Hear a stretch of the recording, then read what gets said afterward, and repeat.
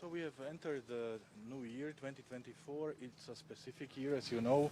There will be elections to the European Parliament in June. There will be US presidential elections later this year. That means the attention, of course, later this year will be focused on these processes. And therefore, I traveled to Belgrade yesterday and to Pristina today to discuss our process of normalization of relations between Kosovo and Serbia, to take stock of where we are, and to discuss how much progress we can achieve before Europe enters into elections. You know that thanks to the dialogue we delivered important results before the end of last year, the agreement on energy and also the recognition of arcade plates and end of the stickers regime are, I think, concrete and visible proofs to it. But there has been little progress on the big picture, on the normalization of relations. We have the agreement from February and March last year. That means we no longer need to ask the question what needs to be done. We don't even have to ask ourselves how to do it.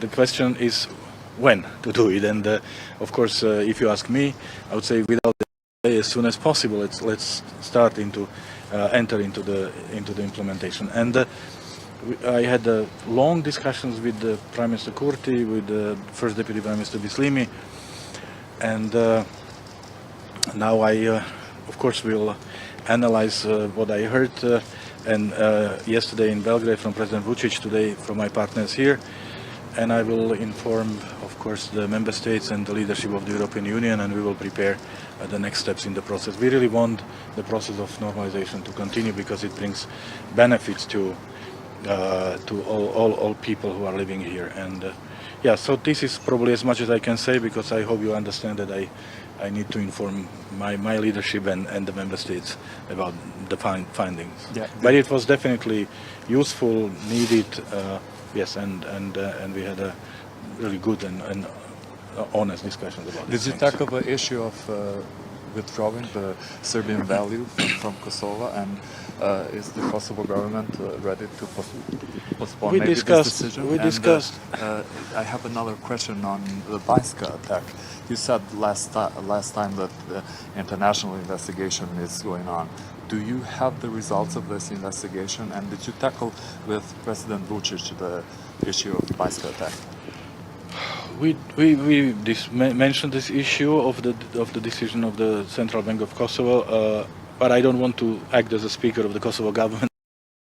So there will be an information given to you tomorrow, so you will learn more about it. Banjska attack is discussed every time in every meeting since it happened. Yes, of course, we also raised it yesterday in Belgrade, because of course the European public, European member states are waiting and expecting consequences to be held accountable. And yes, when it comes to the investigation, I'm not the right address, because there is no European Union-led investigation. There are individual countries that are doing that, or have done, or are continuing to do their investigation. So therefore, this must come from those who do. European Union is not investigating. We are, as I said, we are receiving information from member states and from our partners.